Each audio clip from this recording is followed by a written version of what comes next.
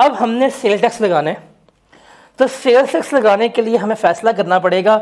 हम ऐसे नहीं मुंह उठा के सेल टैक्स लगा देंगे। मैंने आपको मार्केट दिया, मैं सेल टैक्स चार्ज कर लूँ, ऐसा हो सकता है? मैंने गाड़ी बेची, मैं सेल टैक्स चार्ज कर सकता हूँ? मैं इंटरनेट इस्तेमाल कर रहा हूँ, मैं सेल टैक्स चार्ज कर सकता हूँ? मैं जाके नाई से बाल कटवा के आता हूँ, मैं वो सेल टैक्स लेगा मेरे से? नहीं। सेल्स टैक्स किसी भी चीज़ पे लगाने के लिए हमें ये कुछ एलिजिबिलिटी जो है वो देखनी पड़ेगी। हमें देखना पड़ेगा कि यार हमने जब सेल टैक्स लगाना है, असूल क्या है कि भाई सबसे पहले देखना है वैलिडेशन, क्या वो एक्टिविटी वो टैक्सेबल है कि नहीं, 4 सवाल होंगे। फिर गुड्स जो हैं वो टैक्सेबल है कि नहीं, फिर वो सप्लाई हुई है या नहीं हुई।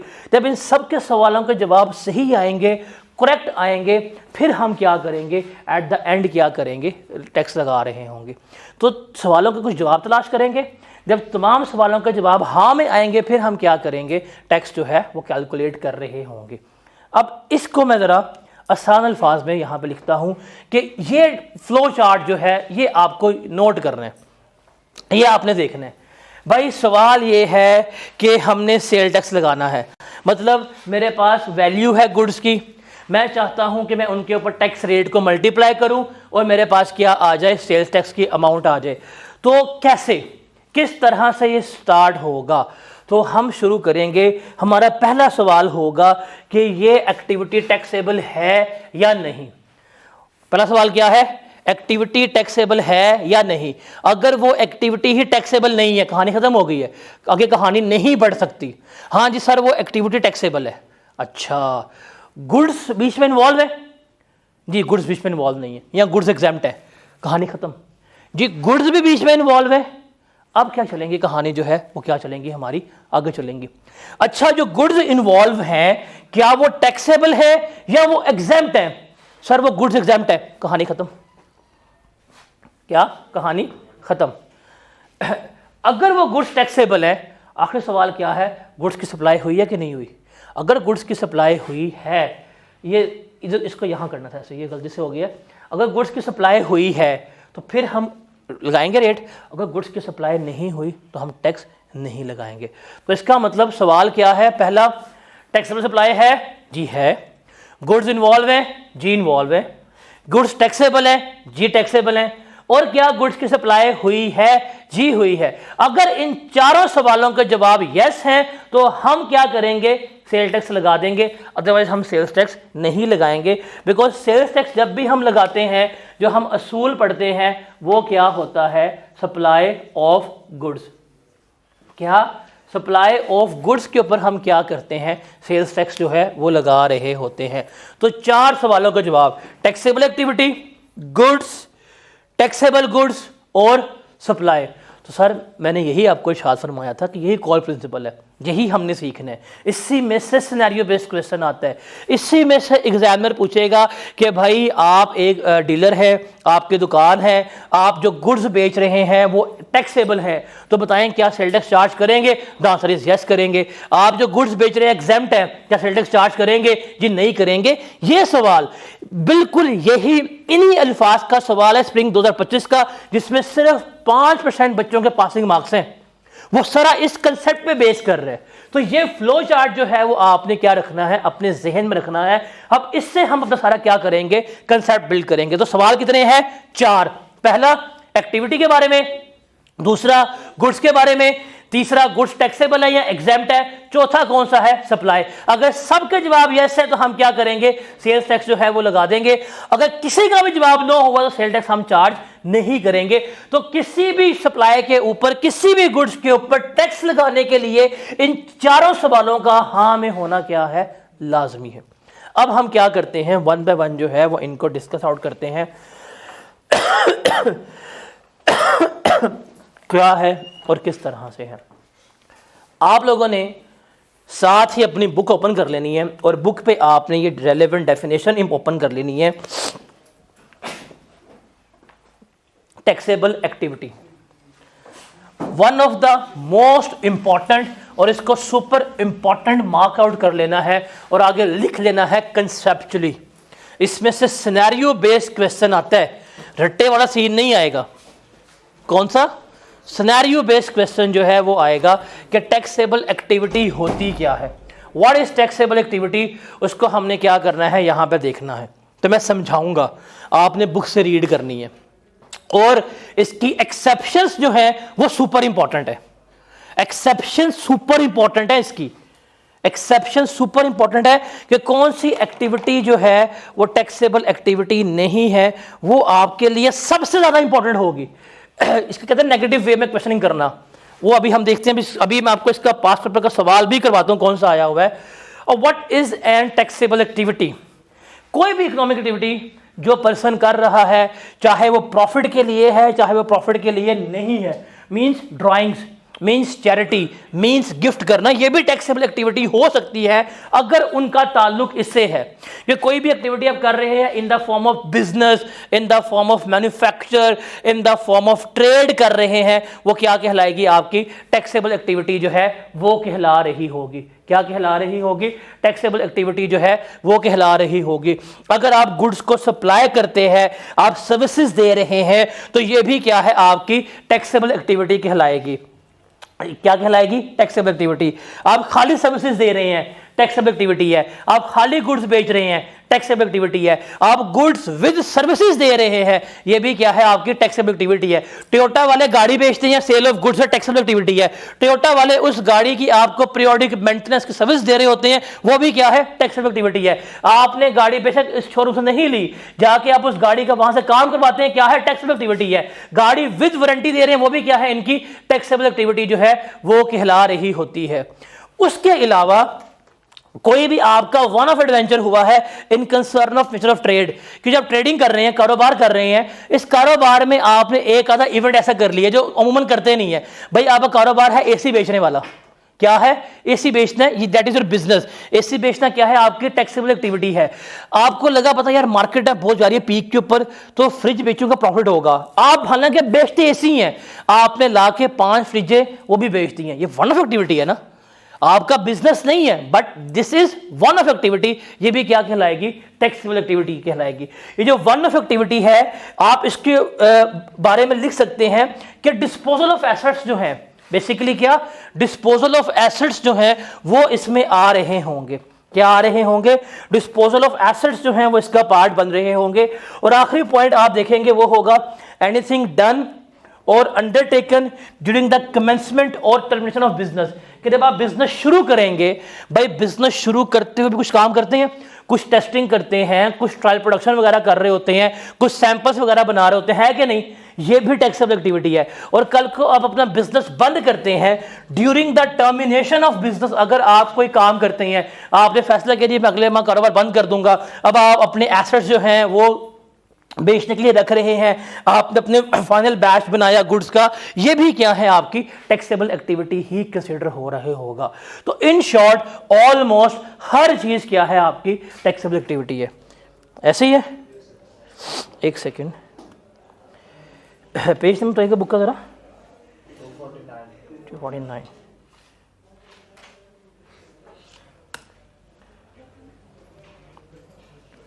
तो आपको साथ साथ ना बुक से रेफर भी कर देता हूँ। सर ये टैक्सेबल एक्टिविटी है, तो 4 point, activity in the form of business, services with goods, one of adventure, या बिजनेस करते हुए या ख़त्म होते हुए कोई भी काम हो गया, ये टैक्सेबल एक्टिविटी कहलाएगी। इसकी एक्सेप्शंस जो है वो सुपर इंपॉर्टेंट है। एक्सेप्शंस जो हैं वो क्या है, आपकी सुपर इंपॉर्टेंट हैं कि भाई कौन सी चीज़ें टैक्सेबल एक्टिविटी नहीं होती, वो हमने यहाँ पे देखनी है। पहला है एम्प्लॉय, जो एम्प्लॉयमेंटशिप के अंदर सर्विसेज दे रहा होता है वो हमारी टैक्सेबल एक्टिविटी का पार्ट नहीं बनता। एक आर्किटेक्ट है, उसका अपनी आर्किटेक्ट फर्म है, वो नक्शे बनाता है, उसके पैसे चार्ज कर रहा है, वो उसके लिए क्या है, टैक्सेबल एक्टिविटी, क्योंकि वो एज अ बिजनेस कर रहा है, एज अ प्रोफेशन कर रहा है। एक चार्टर्ड अकाउंटेंट है, वो एज अ प्रोफेशन तौर पे क्या कर रहा है, टैक्स की सर्विसेज दे रहा है, टैक्सेबल एक्टिविटी है। डेंटिस्ट है, दांत तोड़ रहा है एज अ प्रोफेशन, क्या है ये, टैक्सेबल एक्टिविटी। फैक्चुअल है ना, एज अ प्रोफेशन है ये, क्योंकि आप कोई काम कर रहे हैं प्रोफेशन से, ये किस में आएगा, सर्विसेज में आएगा, क्या होगा, टैक्सेबल।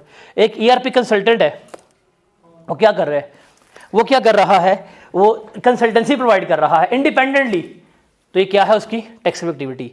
बट वही डेंटिस्ट एक हॉस्पिटल में नौकरी कर रहा है, उसको सैलरी मिली है दांत तोड़ने की, वो उसकी टैक्सेबल एक्टिविटी नहीं है। एक अकाउंट्स मैनेजर है, उसको सैलरी मिल रही है, उसका टैक्सेबल एक्टिविटी नहीं, उसके भाई नौकरी कर रहे हैं ना, वो उसकी नहीं है। एक आर्किटेक्ट एक जगह नौकरी कर रहा है, नक्शे बना रहा है, उसको पैसे मिल रहे हैं, टैक्सेबल एक्टिविटी नहीं है। अब एक कंपनी है, उसने हायर किया आर्किटेक्ट को, आर्किटेक्ट जो है नक्शे बनाता है, उसको पेमेंट मिल रही है, वो इस काम की सैलरी ले रहा है, तो जिस काम की सैलरी लेंगे वो आपकी टैक्सेबल एक्टिविटी नहीं होती, फिर इसके ऊपर हम सेल्स टैक्स चार्ज नहीं करते।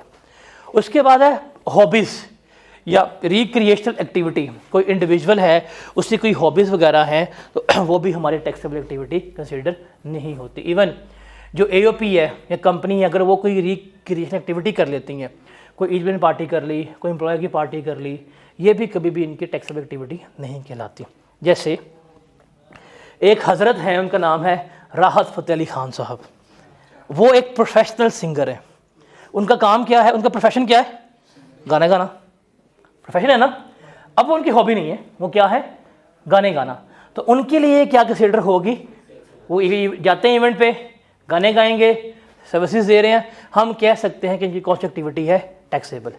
एक और आला हजरत है जनाब चाहत फ़तेह अली खान साहब, वो कहते हैं कि भाई मैं तो सिंगर हुई नहीं, मेरी क्या है, हॉबी है कि मैं बदोबदी क्या करता हूँ, गाना गा देता हूँ, तो वो उसकी टैक्सेबल एक्टिविटी कंसिडर नहीं होगी। Got it. जैसे मेरी हॉबी है, मुझे पसंद है कुकिंग, मुझे खाना बनाना पसंद है। कल को मेरी बेगम आती है, मैं उसके एक दफ़ा कहने पे मैं उसको जो है वो बिरयानी बना कर दे देता हूँ, तो ये मेरी क्या है, हॉबी है। हाँ, आप कहेंगे कि सर फुल टाइम कुरान मुरीद है, चले बनना पड़ता है इंसान कुरान मुरीद, बट ये मेरी क्या है, हॉबी है। मैं कहूँगा देखें मुझे खाना बनाना बहुत पसंद है, मेरी बेगम ने कहा कि रात को 2 बजे मैंने खानी है बिरयानी, मैं क्या करूँगा, उसको बिरयानी बना के खिला दूंगा, ये मेरी क्या है, हॉबी है, शौक़ है। लेकिन अगर लाहौर में कोई हुआ फूड फेस्टिवल, मैं वहाँ जाके लगाता हूँ स्टॉल और मैं उसी बिरयानी को बना के वहाँ बेचूंगा, तो ये मेरी हॉबी नहीं है, ये क्या हो गई, अब टैक्सेबल एक्टिविटी जो है वो कंसीडर हो रही होगी। तो इसका मतलब आप जब बेगम के लिए खाना बनाएंगे तो वो आपकी हॉबी ही कंसीडर होगा, वो टैक्सेबल एक्टिविटी शुमार नहीं होगी। हाँ, लेकिन आप ज़ान मुरीद शुमार लाजमी होंगे। तो बन जाना कुछ नहीं होता, इतना तो बंदा बनता है इंसान को, ये सिग्मा विग्मा कुछ नहीं होता, ठीक है। अल्फ़ा बीटा होता है, अल्फ़ा भी नहीं होता। तो ये सवाल है, इसमें से आया हुआ है, जस्ट इस एक डेफिनेशन में से।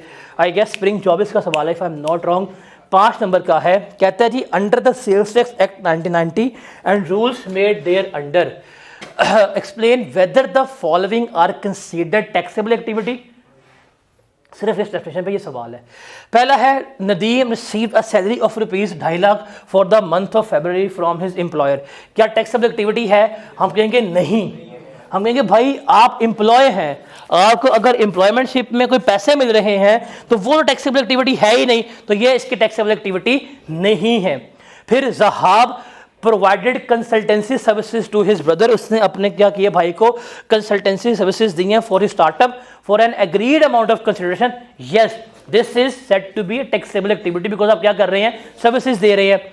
फिर Shahzeb played the piano, an instrument he has played since childhood at his parents' anniversary party। तो ये उसकी हॉबी है, ये टैक्सेबल एक्टिविटी कंसीडर नहीं होगी। वो कौन सा ड्रामा था जिसमें वो है परिजात, ये उसकी बात हुई परिजात की। उसके बचपन का पियानो, हर इंसान की ज़िंदगी में पियानो होता है जिसको वो चाहता है कि वो हासिल करना चाहे। नहीं, हर इंसान की ज़िंदगी में एक पियानो होता है। पियानो तो वो एक इस्तारा था ना, आपकी लाइफ में एक चीज़ होती है जिसको आप हासिल करना चाहते हैं।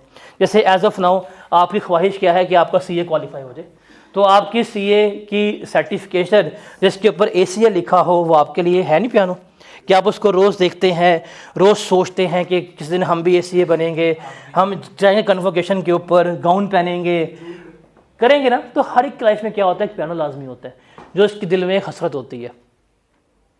चांद होता है, दूर होता है, ला हासिल चीज़ होती है ना, इसलिए खूबसूरत होती है। अगर हासिल हो जाए तो फिर उसकी जो चाम है वो क्या हो जाता है, ख़त्म हो जाता है। वो क्या कहते हैं, मिल जाए तो मट्टी, गुम जाए तो सोना। तो ये सीन होता है। तो पियानो जब तक नहीं मिलेगा तो पियानो है, जब मिल गया तो वो क्या हो जाएगा, एक नॉर्मल म्यूजिक इंस्ट्रूमेंट हो जाएगा। उसके बाद है Furqan, who works as an accountant for Binish enterprises owned by miss Binish, gives maths tuitions to Binish daughter Irham for a monthly fee of ₹20,000। अब यहाँ पे इस सवाल के एग्जामिनर कमेंट्स में सारे बच्चों ने गलती यहाँ पे की है।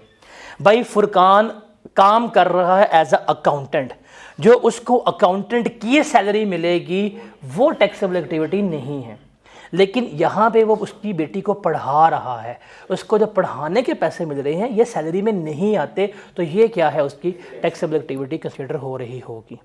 फिर एंड पे खुरातुलैन, a homemaker with a hobby of baking cakes and pastries, rented a stall in Karachi Food Festival and sold her bake item। अगर ये सिर्फ घर में बनाती रहती तो ये इसके टैक्सेबल एक्टिविटी नहीं थी, लेकिन चूंकि इसने स्टॉल लेके उसे क्या किया है, कमर्शियल में चली गई है, तो ये क्या कहलाएगी, इसकी टैक्सेबल एक्टिविटी कहलाएगी।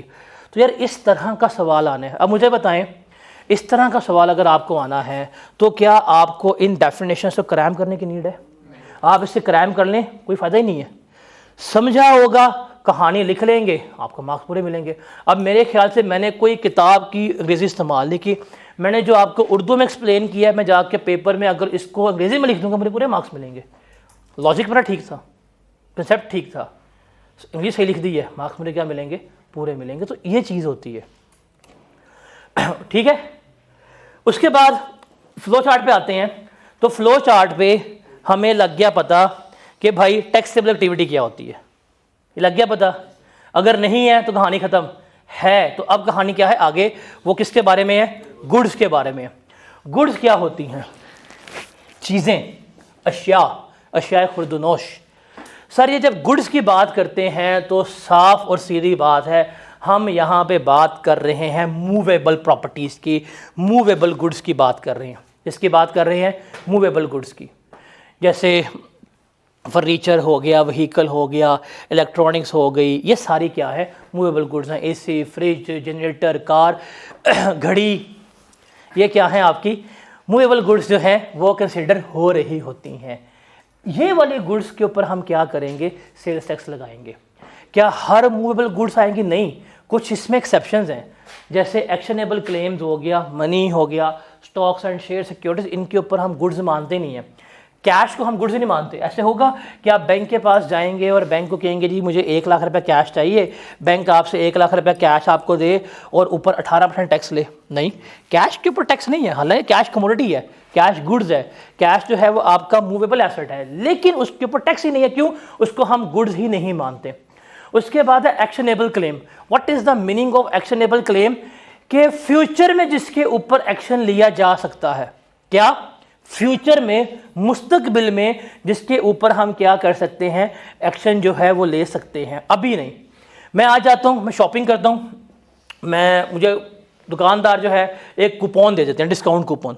उस डिस्काउंट कूपन पर लिखा होता है कि आप अगले महीने आइएगा, अगर अगले महीने आपने 30,000 रुपये की शॉपिंग की तो हम आपको 1,000 रुपये का डिस्काउंट दे देंगे, ये कूपन लेते आइएगा। क्या मिल गया? मिलेगा, एक्शनेबल है, हुआ नहीं है। तो इस तरह के जितने भी एक्शनेबल क्लेम्स होते हैं उनको भी हम गुड्स नहीं मानते। इसका मतलब ये प्रोमिसरी नोट्स हो गए, बिल ऑफ एक्सचेंज हो गए, डिस्काउंट कूपन्स, डिस्काउंट कार्ड से कभी भी बुक्स नहीं होती। डिस्काउंट कूपन वाला पॉइंट जो है 2 दफ़ा न्यूमेरिकल्स में पास पेपर में आया हुआ है, तो ये याद रखना आपने। अच्छा, ये गुड्स की बात कर रहे हैं, चूँकि हम मूवेबल प्रॉपर्टी की बात कर रहे हैं, तो जितनी भी इमूवेबल प्रॉपर्टीज़ हैं वो इसमें नहीं आती। लैंड, बिल्डिंग्स, इनके ऊपर बेचने के ऊपर कभी भी सेल टैक्स चार्ज नहीं होता। जो हम चार्ज कर रहे होते हैं वो क्या है, हमारा इनकम टैक्स जो है वो चार्ज कर रहे होते हैं। क्या करते हैं? Income tax. Sales tax charge नहीं करते। तो ये याद रखना है आपने, हमारे के लिए बड़ा इंपॉर्टेंट है। तो गुड्स में क्या आ जाएगा? फर्नीचर में सोफ़ा, डाइनिंग टेबल, बेड आ जाएगा। व्हीकल्स में गाड़ी, मोटरसाइकिल आ जाएगी। इलेक्ट्रॉनिक्स में लैपटॉप, स्मार्टफोन आ जाएंगे। ज्वेलरी में रिंग, नेकलेसेस और घड़ी जो है वो आ जाएगी। तो ये है आपकी गुड्स। ये सारी क्या है? मूवेबल प्रॉपर्टीज़ है। और जो आपकी एक्सेप्शंस में लैंड इमूवेबल है, ये गुड्स नहीं है। बिल्डिंग गुड्स नहीं है। ट्रीज़, ये गुड्स नहीं है। आप दरख्त बेच सकते हो बट ये गुड्स नहीं है। जो परमानेंट स्ट्रक्चर हैं, ब्रिजेस हो गए, डैम्स हो गए, रोडवेज हो गए, पार्किंग शेड्स वगैरह हो गए, ये गुड्स नहीं है। फिर फिजिकल करेंसी वगैरह हो गई, ये भी गुड्स आपकी कंसिडर नहीं होती। डेट्स हो गया, बैंक नोट्स हो गए, शेयर्स हो गए, म्यूचुअल फंड्स हो गए, डेट सिक्योरिटीज़ हो गए, TFCs हो गए, स्कूक सर्टिफिकेट्स हो गए, इनको हम गुड्स जो है वो कंसिडर नहीं कर रहे होते। तो ये बड़ी एक्सप्लेन्ड एग्जाम्पल है, आप सिर्फ इन एग्जाम्पल्स को याद रखें, भाई ये भी गुड्स नहीं है, ये भी गुड्स नहीं है, ये भी गुड्स नहीं है, ये गुड्स नहीं है, सिर्फ ये जो है चीज़ें आपकी क्या कहलाएंगी, गुड्स जो है वो कहला रही होंगी। तो हमें लग गया पता है भाई टैक्सेबल एक्टिविटी क्या होती है और कौन सी एक्टिविटी टैक्सेबल नहीं है, क्लियर। हमें लग गया पता गुड्स क्या है, कौन सी चीज़ें गुड्स नहीं है। तो टैक्सेबल एक्टिविटी में भी अगर आप फोकस करें, जो चीज़ टैक्सेबल एक्टिविटी नहीं है हमने वो याद रखनी है, गुड्स में भी जो चीज़ गुड्स नहीं है हमने वो याद रखनी है। तो भाई टैक्सेबल एक्टिविटी में दो बातें थी, एम्प्लॉयमेंटशिप, हॉबी। इसमें क्या है, एक्शनेबल क्लेम और ये इमूवेबल प्रॉपर्टी जो है या कैश वगैरह ये आपकी गुड्स नहीं है। इनके अलावा हर चीज़ क्या है, गुड्स है। हॉबी के और एम्प्लॉयमेंटशिप के अलावा हर चीज़ क्या थी, हमारी टैक्सेबल एक्टिविटी। तो इस तरह याद करना है आपने। अब टैक्सेबल गुड्स, अच्छा गुड्स होनी चाहिए, गुड्स के बाद क्या था, टैक्सेबल होनी चाहिए। तो टैक्सेबल गुड्स क्या है भाई, जिसके ऊपर टैक्स चार्ज होगा, और एग्जैम्प्ट गुड्स क्या है, जिसके ऊपर गुड्स टैक्स चार्ज नहीं होगा। मोस्टली गुड्स हमारी टैक्सेबल ही होती हैं। एग्जैम्प्ट गुड्स हमारे एक्सप्लेन्ड हैं 6 कैजुअल में जो हम पूरा पढ़ेंगे। उनके अलावा जो भी गुड्स हैं वो हमारी क्या कहलाती हैं, एग्जैम्प्ट गुड्स जो हैं वो कंसिडर हो रही होती हैं। जैसे टीवी, लैपटॉप, फ्रिज, AC सारा कुछ क्या है, ये आपकी टैक्सेबल गुड्स है। एग्जैम्प्ट गुड्स में ये पैसा, कैश, ये एग्रीकल्चर प्रोडक्ट्स वगैरह हो गए, ये क्या है आपकी एग्जैम्प्ट गुड्स आ रही होती हैं। तो ये रीड ओनली है एग्जैम्प्ट गुड्स वाला। अच्छा जी, टैक्सेबल एक्टिविटी भी हो गई, गुड्स भी हो गई, गुड्स टैक्सेबल भी हैं। आखिरी क्या है, supply.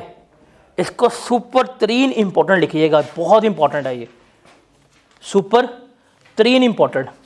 Super 3 pro max 512 GB important है ये, विद PTA अप्रूव्ड।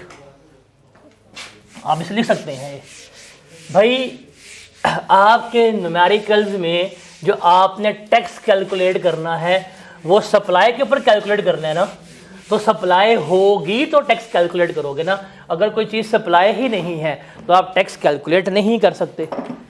और क्या इसे क्रैम करना है, the answer is no sir, conceptually. अभी इसके खत्म पास्ट पेपर, कि इसमें से पास्ट पेपर किस तरह का आया है। जो स्प्रिंग 25 का सवाल है वो भी इसमें से आया हुआ था, लॉजिकल क्वेश्चन था, लेकिन अवाम सिर्फ 5% बच्चे जो है वो क्या कर सके, पासिंग मार्क्स जो है वो ले सके। हमारे सेल टैक्स का पिलर ही क्या है, सप्लाई है। तो व्हाट इज सप्लाई, आप लोग अकाउंटिंग पढ़ के आ चुके हुए हैं। अकाउंटिंग में जब भी सप्लाई का वर्ड आता है, सप्लाई का मतलब होता है सेल, क्या, सेल। जहाँ पे भी आप सप्लाई का वर्ड पढ़ते हैं अकाउंटिंग में, आपने सप्लाई का वर्ड लिखा होगा, आपने पढ़ा होगा। सप्लाई का मतलब क्या होता है, सेल होता है, ऐसे ही है। और सेल कैश भी होती है, और कौन सी होती है, क्रेडिट सेल भी होती है। ये तो सप्लाई है जो हम PF से पढ़ते आ रहे हैं। उसके अलावा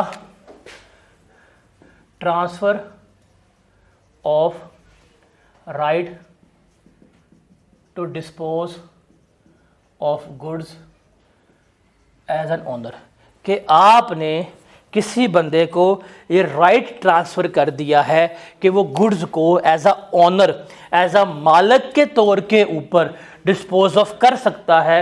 ये भी क्या है, सप्लाई है। इसका मतलब क्या है भाई, आप किसी को गिफ्ट देते हो, आप किसी को गिफ्ट देते हो तो आप ये नहीं कहते कि रक्षंदा तुम्हें मेरी कसम तुमने मेरा गिफ्ट नहीं बेचना, तुम गिफ्ट दे के जाओ वो बेच देगा।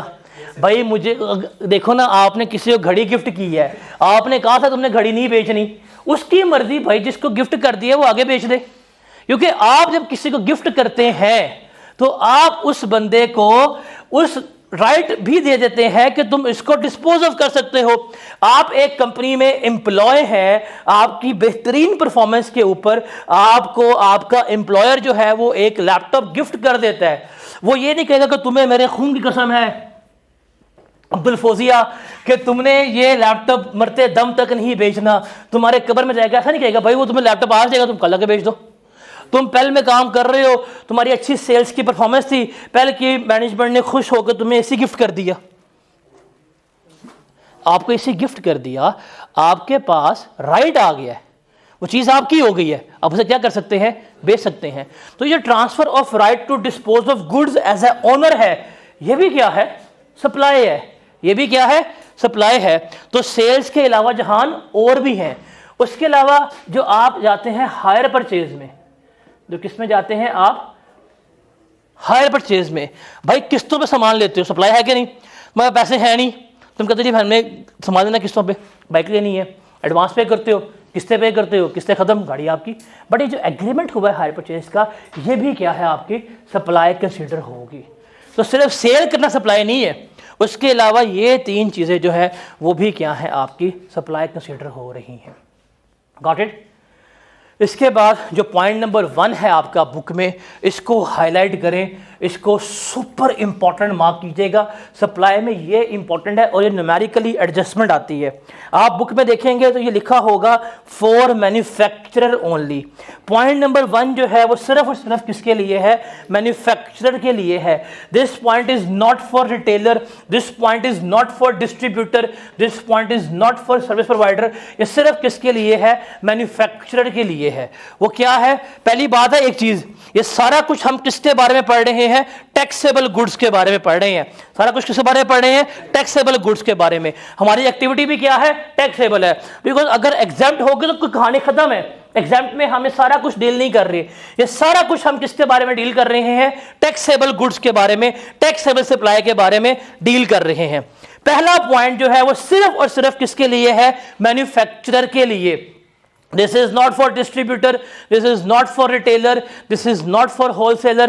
ये सिर्फ किसके लिए है, मैन्युफैक्चरर के लिए है। ये पॉइंट क्या है कि अगर कोई मैन्युफैक्चरर गुड्स को बिजनेस यूज के लिए इस्तेमाल कर लेता है, नॉन बिजनेस यूज के लिए इस्तेमाल कर लेता है, या पर्सनल यूज के लिए इस्तेमाल कर लेता है, वो भी क्या होगी, सप्लाई कंसीडर होगी। वो भी क्या होगी, सप्लाई कंसीडर होगी। भाईजान सुजुकी जो है वो बनाती है कैरी डब्बा, ठीक है, सुजुकी डब्बा बना के या पिकअप बना के बेचती है, सेल करती है। वो कस्टमर को सेल करेगी, सप्लाई है, टैक्स लेगी। अब सुजुकी फैक्ट्री में सामान को लेके आने के लिए, लोडिंग अनलोडिंग के लिए क्या हुआ कि एक पिकअप जो है वो खराब हो गई है। अब पिकअप खराब होगी तो क्या जाके सुजुकी वो पिकअप मार्केट से बाय करेगी, नहीं, जो उन्होंने खुद वो पिकअप बनाई होगी उसे ही क्या कर लेगी, इस्तेमाल कर लेगी। तो दैट इज, उसने वो जो गुड्स बना रहे थे उसको कहां इस्तेमाल किया, बिजनेस यूज के लिए। ये भी क्या होगी, सप्लाई कंसीडर होगी। वही सुजुकी वाले फ्री में जाके ईदी वालों को एक वो दे देते हैं, एम्बुलेंस बना के दे देते हैं, फ्री में दे दी, चैरिटी की है।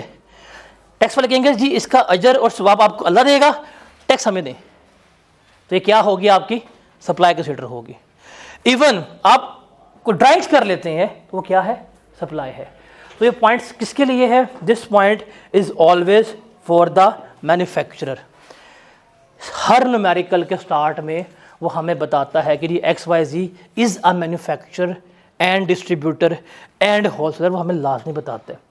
जैसे ही सवाल आप शुरू करेंगे आपने मैन्युफैक्चरर के वर्ड को हाईलाइट कर लेना, बिकॉज नीचे उसने ये एडजस्टमेंट दी होगी, नीचे उसने ये एडजस्टमेंट दी होगी। अगर उसने नीचे लिखा होगा कि जी ओनर ने 2 लाख रुपए की ड्राइंग्स कर ली हैं, गुड्स लेके चला गया, तो ये सप्लाई है। बेशक वो गुड्स लेके गया, लेकिन क्या होगा, टैक्स पे करेगा। भाई पहले की बात करते हैं, पहले 1 महीने बनाए 2000 AC बनाए, ठीक है, 2000 AC सेल किए, बनाए नहीं, क्या किए हैं, सेल किए। अब आगे डिपार्टमेंट वाले, हाँ भाई AC कितने सेल हुए हैं जी, 1995। क्या मतलब जी, 5 AC जो है ना वो मालिक अपने घर ले गया था। 1995 हमने मार्केट में सेल की है, 5 AC कौन ले गया, मालिक अपने घर में। पहले कौन है, मैन्युफैक्चरर। बेशक उसने ड्राइंग की है, कहेंगे भाई ये ड्राइंग्स आपकी, लेकिन हमें इन 5 का भी क्या करो, टैक्स पे करो। तो वो क्या करेंगे, वो उन 5 AC पर टैक्स कैलकुलेट करेंगे और आपसे लेके चले जाएंगे, बिकॉज ये क्या कंसीडर होगी, सप्लाई। ये सिर्फ किसके लिए, मैन्युफैक्चर के लिए। एक है आपके पास खान ब्रदर इंस्टॉलमेंट सेंटर, वो AC खरीदते हैं और क्या करते हैं, आगे मार्केट में बेच रहा होता है।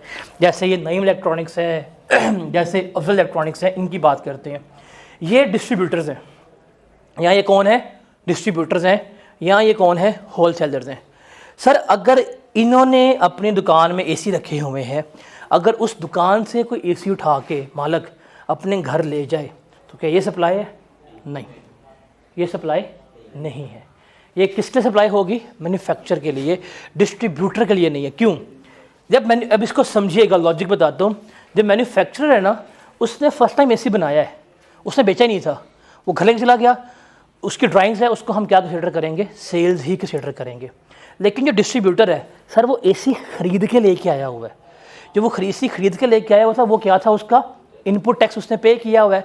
अब वो खुद इस्तेमाल कर रहा है, तो वो बीइंग अ एंड कंज्यूमर इस्तेमाल कर रहा है ना, जो उसने टैक्स पे किया वो इसका आउटपुट टैक्स कंसीडर हो जाएगा, उसको हम सप्लाई नहीं मानेंगे। तो ये चीज़ आपने याद रखनी है।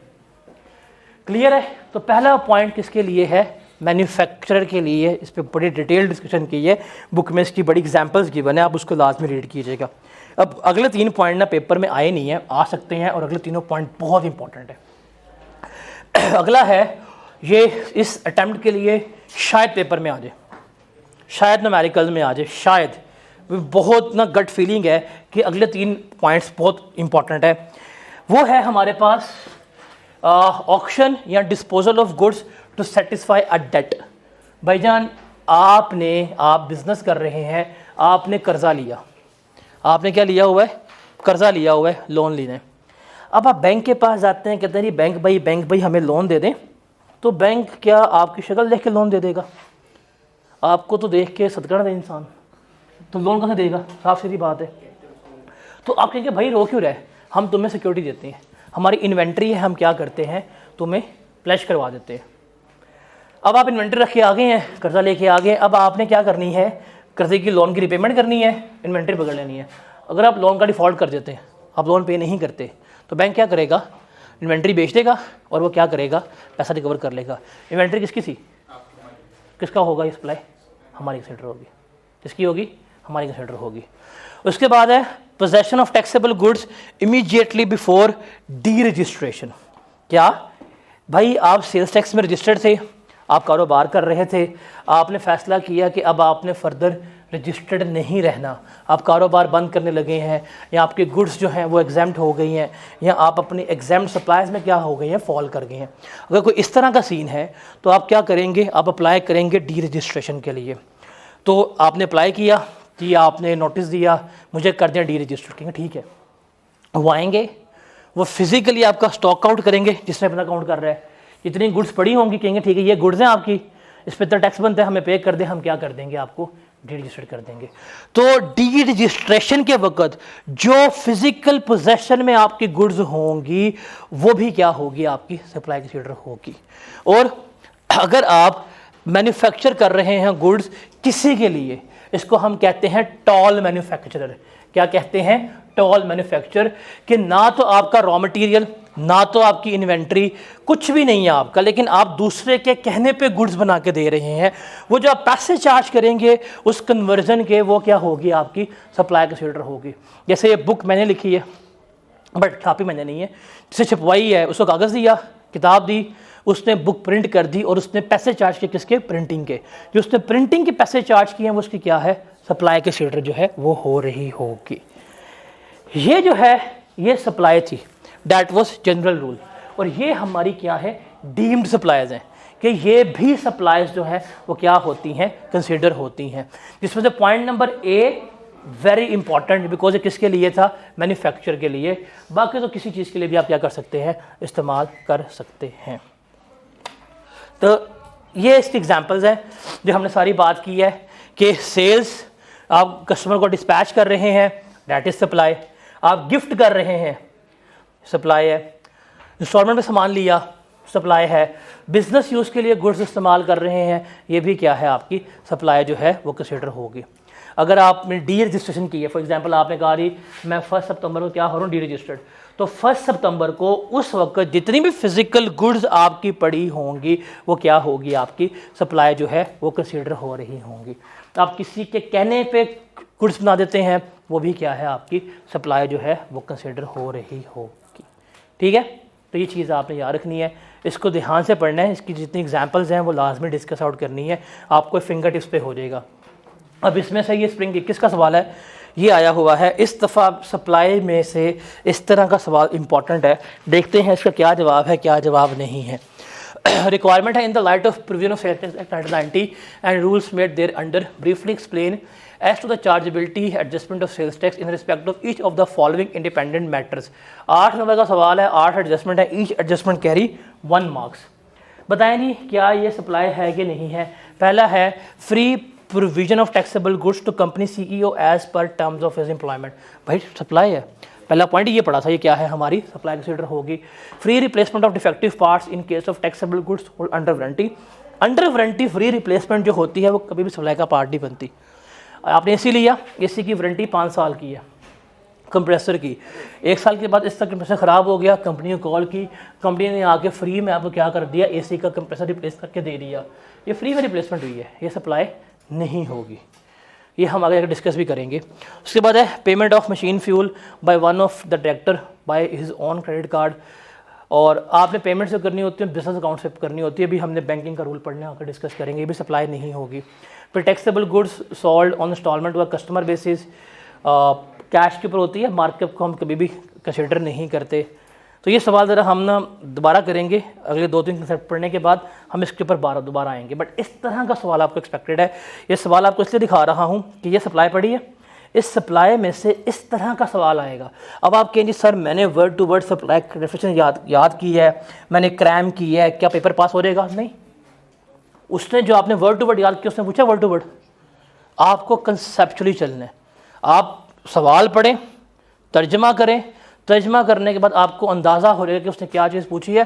वो तुम्हारे दिमाग में उर्दू में जवाब आया ना, उसको रिफाइन करके क्या लिख दो इंग्लिश में, तो तुम्हारे मार्क्स जो हैं वो क्या आ जाएंगे, पूरे आ जाएंगे। ठीक है। उसके बाद है टैक्सेबल सप्लाइज। रिमेंबर क्या होती है, इसको डिस्कस करेंगे। टैक्सेबल सप्लाइज का मतलब है कि वो सप्लाइज जो रजिस्टर्ड पर, ये रीड ओनली है डेफिनेशन, इसको लिख लीजिएगा। टैक्सेबल सप्लाइज जो है ये रीड ओनली है, ये आपने याद नहीं करनी, किसे क्रैम करने बैठे हो। टैक्सेबल सप्लाई का मतलब है कि सप्लाई कौन कर रहा है, रजिस्टर्ड पर्सन कर रहा है, जिसमें इंपोर्टर हो सकता है, मैन्युफैक्चरर, होलसेलर, डिस्ट्रीब्यूटर, ठीक है, ये लोग क्या कर रहे हैं, सप्लाई कर रहे हैं। और आप अपने टैक्सेबल एक्टिविटी है आपकी जिसमें सप्लाई कर रहे हैं, एक्टिविटी भी क्या है, टैक्सेबल है, और आप टैक्सेबल गुड्स भी क्या कर रहे हैं, सप्लाई कर रहे हैं। तो इसमें क्या आएगी, आपके टैक्सेबल सप्लाईज आ रही होगी। मतलब आपका बिजनेस भी यही है, गुड्स सप्लाई करने का, आपकी एक्टिविटीज़ भी क्या है, टैक्सेबल हैं, गुड्स भी टैक्सेबल हैं, और बंदा भी क्या कर रहा है, रजिस्टर्ड बंदा सप्लाई कर रहा है, इसको हम क्या कहेंगे, टैक्सेबल सप्लाईज कहेंगे।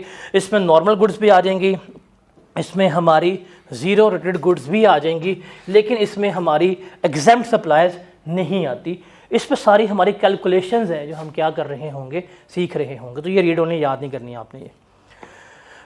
उसके बाद है हमारे पास कि गवर्नमेंट ने हमें कुछ ऐसे सप्लाईज कहा है कि जो हम कर सकते हैं without payment of sales tax, कि आप कोई स्पेसिफिक गुड्स जो हैं वो इंपोर्ट कर सकते हैं, या कोई स्पेसिफिक गुड्स जो है वो सप्लाई कर सकते हैं without payment of sales tax, ये भी रीड ओनली है।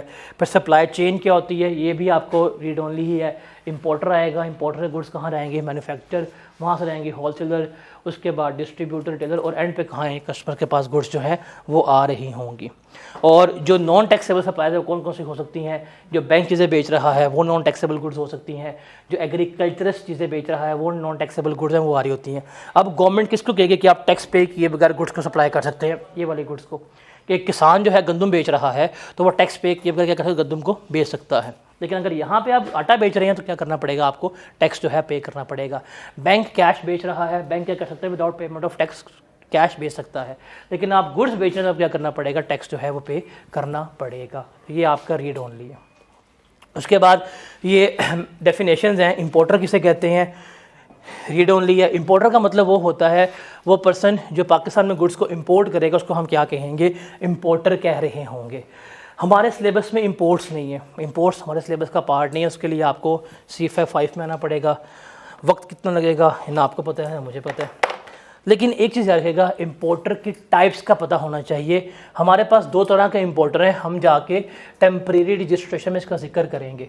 एक होता है जिसको हम कहते हैं कमर्शियल इंपोर्टर, और दूसरा होता है जिसको हम क्या कहते हैं, नॉन कमर्शियल इंपोर्टर कहते हैं। ये रीड ओनली है, याद नहीं करनी। मैंने आपको स्टार्टिंग में कहा था कि 6 चीज़ें हमने याद करनी है जो कोर प्रिंसिपल था, उसके अलावा सारा कुछ चैप्टर में क्या है आपका रीड ओनली है। अब इंपोर्टर कौन है? वो बंदा जो पाकिस्तान में गुड्स को इंपोर्ट कर रहा होगा वो कौन है इंपोर्टर। एक होता है कमर्शियल इंपोर्टर, वो कौन होता है? जो गुड्स को इंपोर्ट करता है और आगे बेचता है, उसे हम क्या कहते हैं? Commercial importer. जब ये गुड्स को इंपोर्ट करके आगे बेचेगा तो ये हमेशा वैल्यू एडेड टैक्स जो है वो क्या करेगा? पे कर रहा होगा। उसके बाद है हमारे पास नॉन कमर्शियल इंपोर्टर, ये वो बंदा है जो गुड्स को इंपोर्ट करेगा, मशीन को इंपोर्ट करेगा, खुद इस्तेमाल करेगा, इसको हम क्या कहते हैं? नॉन कमर्शियल इंपोर्टर जो है वो कह रहे होते हैं। उसके बाद है मैन्युफैक्चरर या प्रोड्यूसर, इसको 2 से 3 दफ़ा रीड करना है। इसमें से सिनेरियो बेस्ड क्वेश्चन आपको आ सकता है, इसको देख लीजिएगा कि हु इज़ अ मैन्युफैक्चरर और अ प्रोड्यूसर, मतलब वो पर्सन जो ये ऑपरेशन कर रहा है, assemble, mix, cut, dilute, bottle, packages, repackages, इस तरह के गुड्स जो प्रिपेयर कर रहा है उसको हम क्या कह रहे होंगे? मैन्युफैक्चरर जो है वो कह रहे होंगे। या एक वो बंदा जो गुड्स की मैन्युफैक्चरिंग कर रहा है और उसके पास कोई प्रोप्राइटरी राइट्स हैं, कोई पेटेंट राइट्स हैं गुड्स को बनाने के, मशीन को चलाने के, इसको भी हम क्या कहेंगे? इसको भी हम मैन्युफैक्चर कह रहे होंगे। या कोई वो बंदा जिसको लीगली अपॉइंट किया गया है ड्यूरिंग द लिक्विडेशन प्रोसेस, आप बैंकरप्ट हो गए, आपका प्रोसेस स्टार्ट हो गया लिक्विडेशन का, तो एक लीगल बंदा अपॉइंट किया गया है under fiduciary capacity, legal capacity के, जो आएगा आपके बिजनेस को टेक ओवर करेगा और आपके तमाम एसेट्स को डिस्पोज ऑफ करेगा, उसको भी हम क्या कहेंगे? जो है आपका मैन्युफैक्चर मान रहे होंगे। उसके अलावा वो मैन्युफैक्चर जो सिर्फ गुड्स बना के एक्सपोर्ट कर रहा होता है, लोकल नहीं बेचता, उसको भी हम क्या करेंगे? मैन्युफैक्चर मानेंगे, बिकॉज उसने सारा क्या करना होता है? हमारा रिफंड्स जो हैं वो क्लेम करने होते हैं।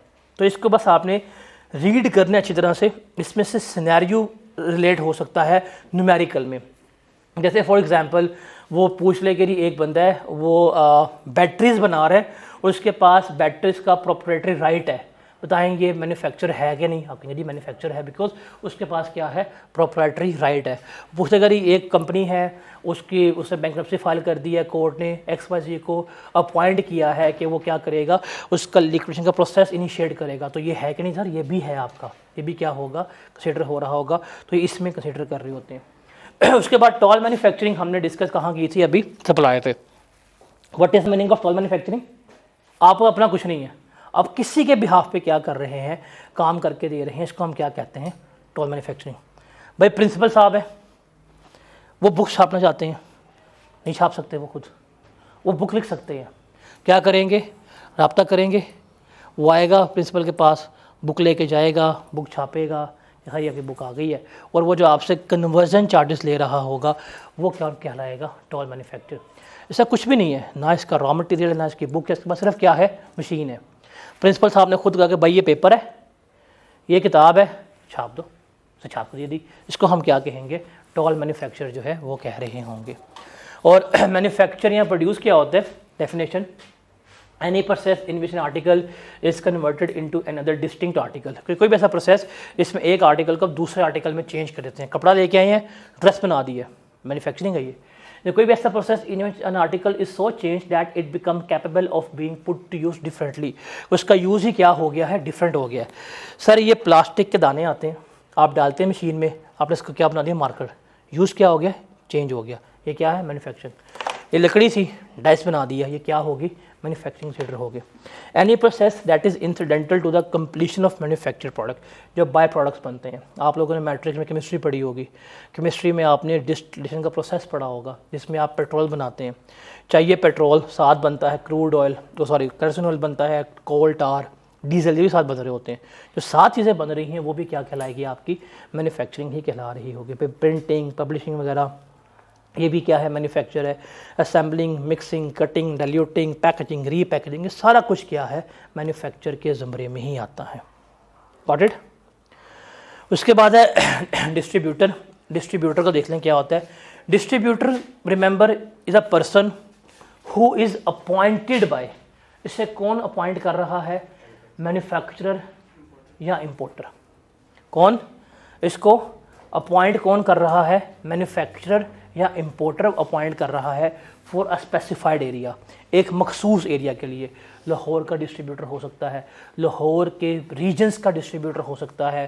पेप्सी ने डिस्ट्रीब्यूटर अपॉइंट किया कि जौहर टाउन के लिए, पेप्सी ने डिस्ट्रीब्यूटर अपॉइंट कर लिया बहरिया टाउन के लिए, तो एक मैन्युफैक्चरर ने क्या किया है, डिस्ट्रीब्यूटर को क्या किया है, अपॉइंट किया है, जो क्या कर रहा है, इस मैन्युफैक्चरर से या इस इंपोर्टर से गुड्स पकड़ रहा है और किनको बेच रहा है, होलसेलर को, रिटेलर को या एंड कंज्यूमर को बेच रहा है, उसको हम क्या कहेंगे, डिस्ट्रीब्यूटर कहेंगे। ये सामान बेच भी सकता है, ये सामान खरीद के इनको भी दे सकता है रॉ मटेरियल।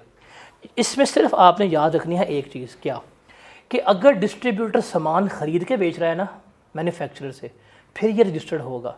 अगर ये सामान खरीद के नहीं बेच रहा फिर ये रजिस्टर्ड नहीं होगा। कुछ डिस्ट्रीब्यूटर ऐसे होते हैं जो कमीशन बेस पे काम करते हैं।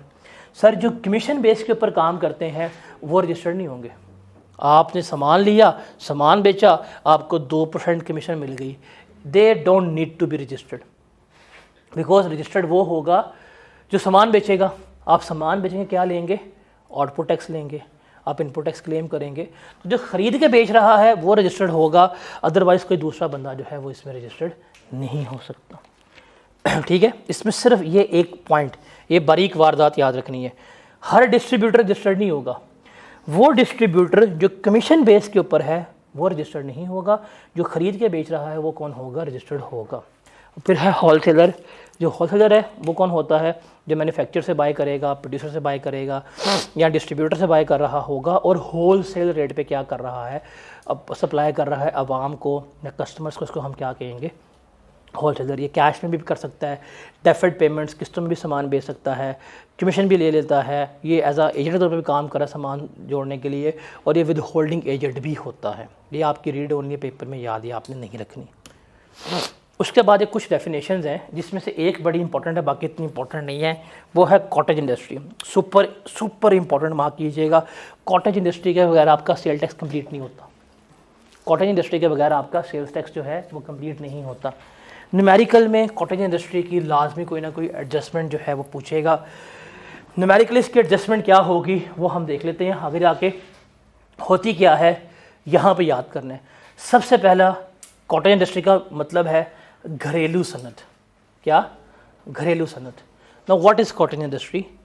वो इदारे, वो कारखाने जो घरों में बनाए हुए हैं आपने। तो पहला इसमें असूल क्या है, ये सिर्फ कौन होगा, मैन्युफैक्चरर। कौन होगा, मैन्युफैक्चरर। सर डिस्ट्रीब्यूटर नहीं हो सकता, सर्विस प्रोवाइडर नहीं हो सकता, रिटेलर नहीं हो सकता, सिर्फ कौन होगा, मैन्युफैक्चरर। कौन है, मैन्युफैक्चरर। कहाँ पे है, नंबर 1 लोकेट है रेजिडेंशियल एरिया में, किसी भी इंडस्ट्रियल एरिया में नहीं है, इसके पास कोई इंडस्ट्रियल गैस या बिजली कनेक्शन नहीं है, इसके वर्कर जो है वो 10 से कम है, और इसका टर्नओवर एनुअल सेल्स जो है वो अगर 8 मिलियन से कम है, तो ऐसे इदारे को हम क्या कहेंगे, कॉटेज इंडस्ट्री कहेंगे। कॉटेज इंडस्ट्री सेल्स टैक्स में एग्जाम्प्ट है, इसको हमने खुद ही कह दिया कि तुम एग्जाम्प्ट हो, तुम्हें रजिस्टर्ड होने की ज़रूरत नहीं है। तो कॉटेज इंडस्ट्री क्या, number 1 manufacturer, no industrial gas और electricity connection, located in residential area, worker less than 10, turnover less than 8। ये याद रखना है। टर्नओवर कितना, 8, वर्कर कितने, 10, जगह रेजिडेंशियल, बिजली का मीटर इंडस्ट्रियल नहीं होना चाहिए, और कौन सा बंदा हो, मैन्युफैक्चरिंग कंसर्न। इसको हम क्या कहेंगे, कॉटेज इंडस्ट्री। इसमें से अगर एक चीज़ की भी खिलाफ वर्जी हो गई, आप कॉटेज इंडस्ट्री से बाहर हो जाएंगे। पेपर में सवाल आएगा आपको, बताएं जी कॉटेज इंडस्ट्री कब रजिस्टर्ड हो सकती है। पेपर में आपको सवाल आ गया कि बताएं कॉटेज इंडस्ट्री कब रजिस्टर्ड होगी। आप कहेंगे यार ये तो हमने पढ़ा ही नहीं है।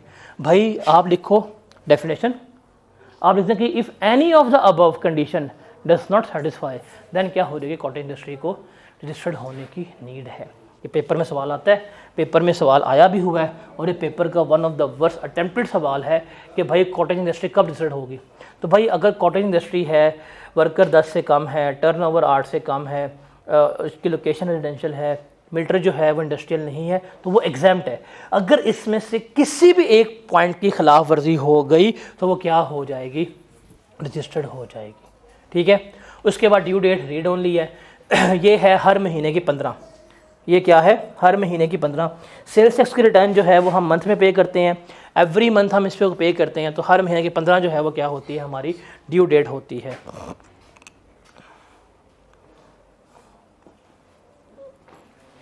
उसके अलावा प्रोविंशियल सेल्स टैक्स जो सर्विसेज के ऊपर सूबाई हुक्म चलेंगी वो उसमें आएगा। टैक्स पीरियड क्या होता है, 1 मंथ, बिकॉज हम हर महीने का सेल टैक्स कैलकुलेट कर रहे होते हैं, जनवरी, फरवरी, मार्च, अप्रैल, मई, जून। तो जनवरी का सेल टैक्स है, जनवरी ख़त्म होगा 31 तारीख को, इसका टैक्स पे होगा 15 फेब को, फेब का पे होगा 15 मार्च। तो इस तरह हम पे कर रहे होते हैं। और what is e intermediary, it is a person who has to file your return, जो आपके इलेक्ट्रॉनिक रिटर्न्स फाइल कर रहा होता है। ये सॉफ्टवेयर या पोर्टल जो है इसको हम क्या कहते हैं, ई इंटरमीडियरी कहते हैं। और एक कंपनी का डेफिनेशन वही है जो आपने इनकम टैक्स में पढ़ी होती है, कंपनी एक्ट के मुताबिक, बॉडी कॉर्पोरेट मुदारबा, फॉरेन कॉर्पोरेशन वगैरह। तो ये आपको इसमें याद करने की ज़रूरत नहीं है, इसमें सिर्फ कॉटन इंडस्ट्री सुपर इंपॉर्टेंट थी। उसके बाद है टैक्स इनवॉइस। टैक्स इनवॉइस भी क्रैम नहीं करनी, आपको इनवॉइसेस पता है। मैं आपको सिर्फ इनवॉइस दिखा देता हूँ, ये आपको इनवॉइस देख के काफ़ी कुछ पता चल जाएगा कि यार इनवॉइस में क्या है। ये रसीद है भाई, जो सेलर है उसका नाम, ठीक है, लिखा होगा, उसका एड्रेस आ जाएगा कि भाई वो कहाँ पे है, ये है इसका एड्रेस आ जाएगा, इसका आ जाएगा सेल्स टैक्स रजिस्टर्ड नंबर आ जाएगा, ये कहाँ पे रजिस्टर्ड है वो आ जाएगा। उसके बाद कॉन्टैक्ट नंबर लिखा होगा, date of invoice, time of invoice, सारा कुछ लिखा होगा। रिसीट नंबर, ये एक है सीरियल नंबर चल रही है, मतलब ये रिसीट थी 855, जिससे अगली होगी वो कौन सी होगी 856 होगी, उसके बाद कौन सी होगी 857 होगी। तो एक नंबर चल रहा है। और कैश रिकॉर्ड लिखा होगा, फिर आइटम कौन सी है, क्वांटिटी क्या है, रेट क्या है, टोटल क्या लिखा होगा, ये फॉर्मेट है रिसीट का। फिर टोटल कितना आया, वो डिस्काउंट्स कितने हैं, डिस्काउंट्स मेंशन होगा, टोटल कितना बनता है, वो कौन से गुड्स टैक्स वाली हैं, कौन से गुड्स एग्जाम्प्ट हैं, सारा कुछ जो है वो क्या लिखा होगा, आपने लिखा होगा। इंग्लिश में भी हो सकती है, उर्दू में भी हो सकती है, सारी पॉलिसीज़ जो है वो क्या की होती हैं, आपने मेंशन की होती हैं। इसको हम क्या कहते हैं, रसीद कह रहे होते हैं। तो आप देखेंगे जो भी रसीद है उसके ऊपर सारा कुछ रजिस्ट्रेशन नंबर जो है वो सारा कुछ क्या होगा, मेंशन होगा।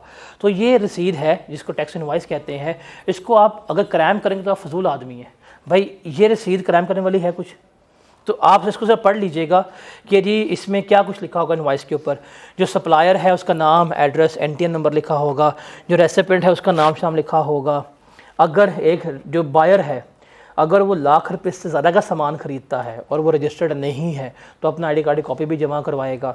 उसके बाद रिमेंबर इनवॉइस के ऊपर क्या कुछ होगा, डेट ऑफ इनवॉइस, कि इनवॉइस कब इशू की, डिस्क्रिप्शन ऑफ गुड्स, क्या क्वांटिटी, क्वालिटी, रेट क्या थी, value exclusive of sales tax, amount of sales tax, value inclusive sales tax, सारा कुछ लिखा होगा। देखें ना, वैल्यू कितनी थी, टैक्स कितना है, सारा कुछ जो है उसने क्या किया हुआ है यहाँ पर बताया होगा, आप इसमें बता रहे होंगे।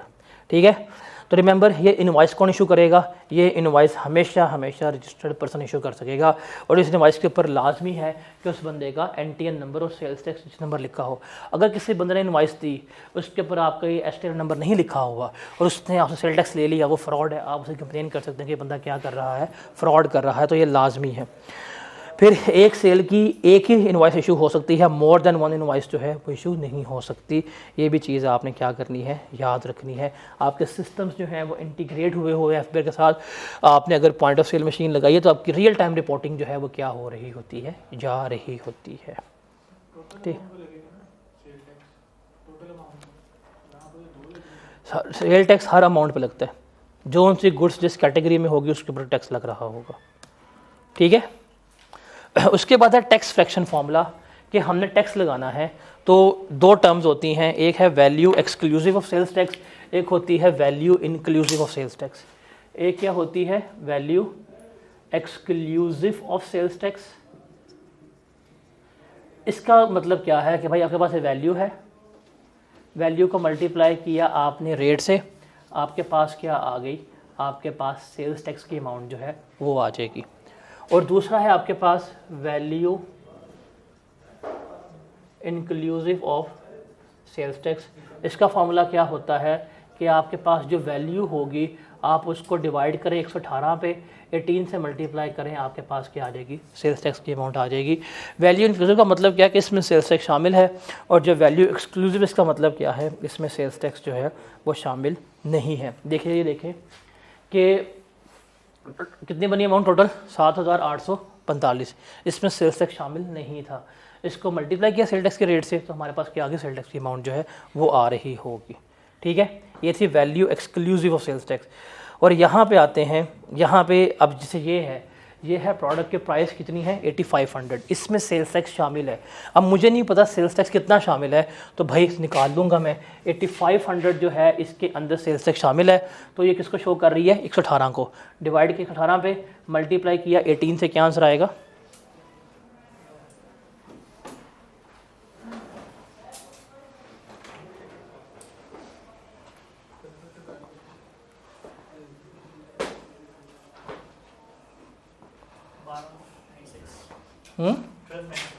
1296। ये अमाउंट ऑफ टैक्स जो है वो इसमें क्या थी, शामिल थी। तो पेपर में 99% चीज़ें जो हैं वो वैल्यू एक्सक्लूसिव वाली होती हैं। आपको वैल्यू गिवन होती है, आप रेट मल्टीप्लाई करते हैं, टैक्स आ जाता है। लेकिन अगर वैल्यू इंक्लूसिव भी गिवन हो तो आप टैक्स की अमाउंट निकाल सकते हैं। अब वैल्यू इंक्लूसिव किसके ऊपर आएगी, बिजली का बिल। वो बिजली का क्या भाई, आपने इतना बिजली का बिल पे किया, उसके अंदर टैक्स शामिल है, तो आप उस क्या करेंगे, फॉर्मूले से टैक्स को कैलकुलेट करेंगे। बाकी सारा आप इस तरह कैलकुलेट कर रहे होंगे। गॉट। उसके बाद है एसोसिएट्स, इसको भी ज़रा हाईलाइट कीजिएगा, इंपॉर्टेंट है। एसोसिएट्स किन्हें कहते हैं? एसोसिएट्स का ताल्लुक या मतलब है आपस में रिश्तेदार, ताल्लुकदार लोग, इनको हम क्या कहते हैं, एसोसिएट्स जो है वो कह रहे होते हैं। रिमेंबर, एसोसिएट्स कौन है और कौन नहीं है वो देखना है। देखिए कौन से लोग एसोसिएट नहीं होंगे ना, वो चीज़ आपने याद रखनी है। एम्प्लॉयज़ आपस में एसोसिएट नहीं होते। एम्प्लॉयज़ जो हैं वो आपस में एसोसिएट नहीं है, बिकॉज आप किसी के लिए काम कर रहे हो, आपको पे कर रहा है, आप नौकर हैं उसके, तो आप एसोसिएट नहीं है।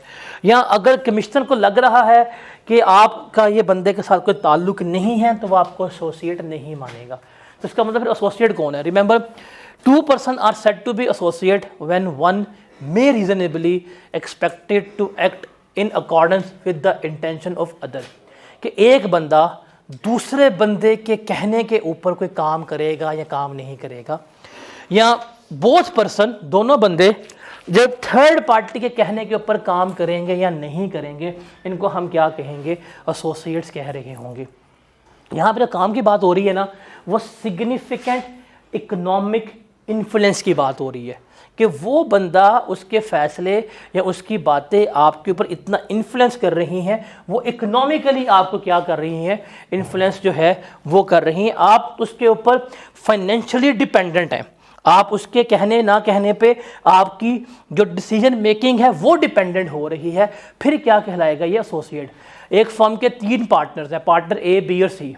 अगर पार्टनर बी ने कुछ कह दिया तो ए और सी मानेंगे, तो ये आपस में क्या है, एसोसिएट है। बाप और बेटा क्या है, आपस में एसोसिएट है। जो बाप कहेगा बेटा मानेगा। तो मानते क्यों नहीं तुम लोग बाप की बात है? क्यों नहीं पढ़ते? तू बड़ी साफ है मामा।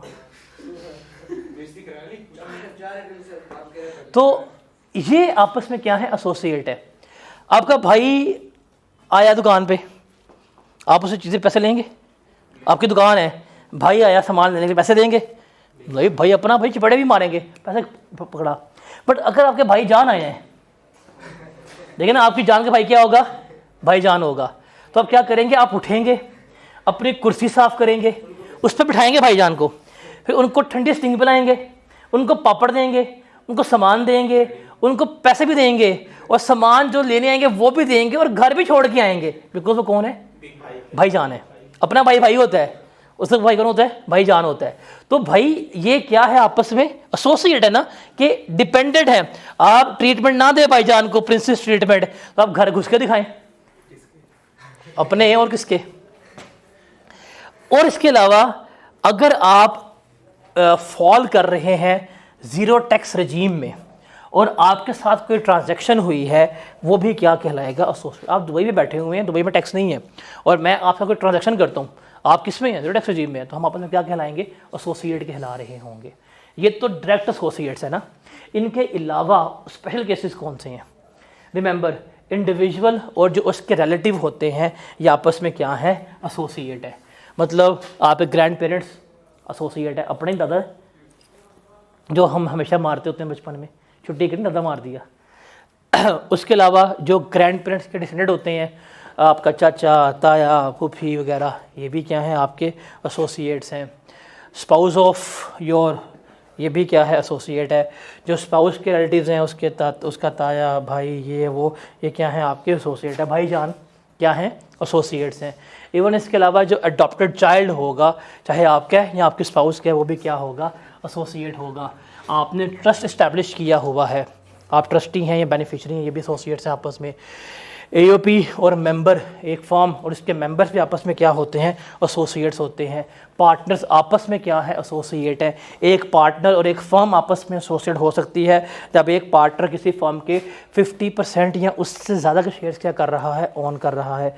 कंपनी और शेयर होल्डर भी आपस में एसोसिएट हो सकते हैं, कब, जब एक शेयर होल्डर के पास किसी कंपनी के 50% या उससे ज़्यादा के शेयर्स हैं या वोटिंग राइट्स हैं, राइट टू कैपिटल। एक अकेला बंदा इन्फ्लुएंस कर रहा होगा ना। अब तुम्हारे पास 52% शेयर है कंपनी के, तुम जो कहो कंपनी मानेगी, क्यों, तुम इन्फ्लुएंस कर रहे हो इकोनॉमिकली, डिसीजन मेकिंग के ऊपर। तो आपस में क्या कहलाएंगे, ये एसोसिएट्स जो हैं वो कहला रहे होंगे। गॉट? इसको अच्छी तरह पढ़ना है बिकॉज इसमें से ये सवाल आते हैं। एसोसिएट्स की यही डेफिनेशन इनकम टैक्स में है, लेकिन हम वहाँ नहीं करते। हम कहाँ करते हैं, ये सेल टैक्स में करते हैं। जैसे पर्सन और कंपनी हम यहाँ नहीं करते, हम कहाँ करते हैं, इनकम टैक्स में। क्यों, दिल कर रहा होता है। तो ये सवाल है एसोसिएट्स का, आई गेस ये 2024 में आया हुआ है। पास्ट पेपर का ये है कि Sarfaraz is a sole proprietor under the provision of sales tax act 1990 discuss whether each of the following individual entities is an associate of Sarfaraz. क्या ये सरफराज के एसोसिएट हैं, देख लेते हैं। पहला जी, Jahanzeb has been working as an accountant for past 20 years and has been responsible for filing of the tax return of both Sarfaraz and his business। भाई आपका नौकर है, एम्प्लॉय है, एम्प्लॉय आपका कभी भी एसोसिएट नहीं हो सकता। फिर Falah limited, Sarfaraz own 20% of shares while his mother own 30% share. आपकी अम्मी, आप कंबाइंड है, रिलेटिव्स हैं, आप ज्वाइंटली शेयर कितने ओन कर रहे हैं, 50%। तो अब कंपनी आपस में क्या हुए, एसोसिएट हुए। Sara, she is the adopted daughter of Sarfaraz wife Fatima. Sara was adopted by Fatima before her marriage to Sarfaraz. तो ये भी क्या है, अडॉप्टेड चाइल्ड आपका या आपके स्पाउस का भी क्या होगा, एसोसिएट। फिर उम्मीद ट्रस्ट, भाई ट्रस्ट जो है वो तो हमेशा क्या होगा, आपका एसोसिएट। अगर आप किसी ट्रस्ट के ट्रस्टी हैं तो वो क्या हो गया, आप आपस में एसोसिएट ही कहला रहे होंगे। अब अगर आप इसको क्रैम करें डेफिनेशन को, फ़ायदा होगा। ये सवाल आने हैं, क्रैमिंग नहीं है, कंसेप्चुअली चीज़ें हैं, पेपर में क्या होंगी आपसे पूछी जा रही होंगी।